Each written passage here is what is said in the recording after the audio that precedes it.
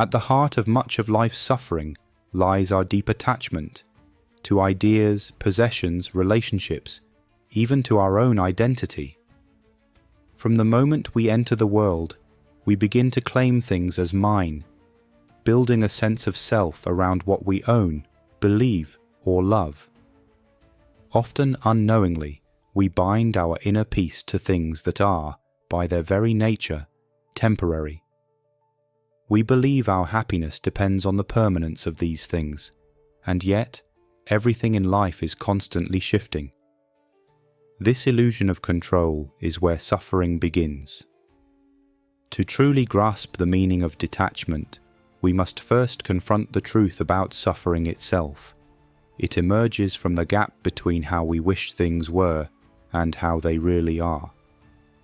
We cling, desperately at times, to the hope that people, situations, or our own sense of worth will remain stable, evolve in our favor, or stay within our grasp. But life, in its essence, is ever-changing. Everything we hold on to either transforms or fades away, often leaving behind a trail of grief, confusion, or emptiness. However, this suffering is not life's punishment. It's not inevitable. It stems from resistance, our refusal to accept that everything is fleeting. Detachment is not about withdrawal or indifference. It doesn't mean shutting down or turning away. On the contrary, it calls for a deeper presence, a fuller awareness of each moment as it is, unfiltered by expectation. To detach is to live with open hands, not clenched fists. Is to welcome joy, pain, love, and loss with equal grace, knowing none of them were ever yours to keep. In embracing impermanence, you don't lose life. You finally begin to experience it fully. You still form relationships, deep, meaningful ones, but with the understanding that nothing lasts forever. You give yourself fully to the moment, immersing in love, connection, and joy. But when the moment passes, as all moments eventually do, you let go without clinging to what used to be. That letting go is the essence of detachment. And in that space where attachment once lived, suffering begins to fade. The path to detachment starts with a sobering but liberating realization. Everything you cherish is temporary. The wealth you gather, the love you share, even the body you inhabit. None of it is permanent. At first, this truth might feel like a heavy burden, but over time, it reveals itself as one of life's most profound teachings. Change is the only constant. The more you fight this truth, the more pain you invite into your life. But the moment you embrace it, a quiet shift begins. You stop viewing the world as a collection of things to claim and start seeing it as a flowing stream of moments to observe and cherish. In this flow, you find a kind of freedom that attachment can never offer. It's in relationships, perhaps more than anywhere else, that attachment tightens its grip. You pour your heart into others, often hoping they'll complete you, never change, or forever stay close. But people, just like everything else, grow and evolve. When they don't meet the image you've built in your mind, disappointment sets in, and from that disappointment, suffering blooms. Detachment doesn't mean withholding love. In fact, it allows you to love more deeply, but with open hands instead of clenched fists. You stop trying to control the outcome or mold others to your desires. You simply love them as they are in this moment, without fear of loss, without the chains of expectation, and without needing them to be anything other than who they are. That is where real love lives, in freedom, not possession. Detachment isn't just about letting go of external things, it also reaches deep into your inner world. Often, the heaviest attachments are to your own thoughts, beliefs, and sense of self. You build an identity out of the stories you tell yourself. Stories about your successes, your failures, your strengths, and your flaws.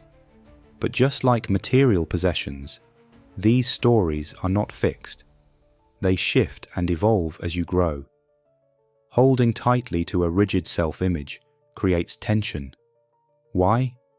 Because while you are constantly changing, your attachment demands you stay the same.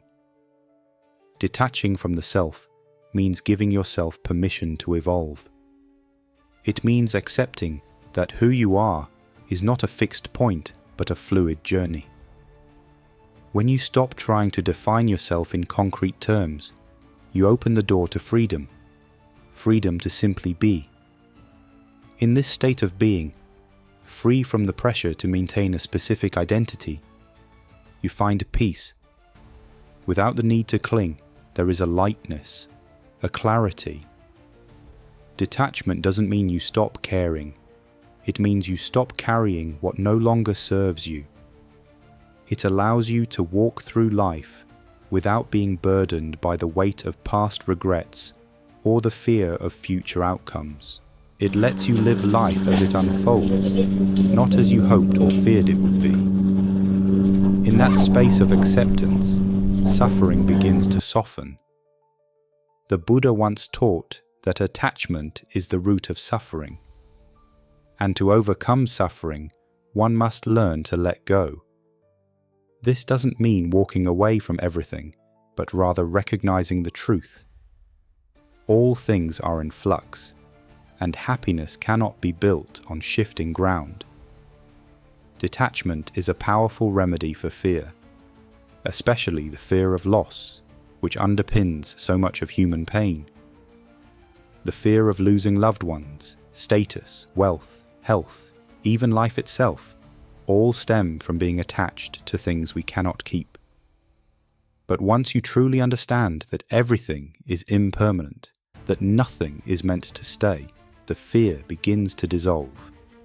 Loss no longer feels like a threat. It becomes part of the natural rhythm of life. In truth, nothing is ever really lost. Everything transforms, everything flows, everything connects. Even death, the final frontier of fear, can be met with calm acceptance.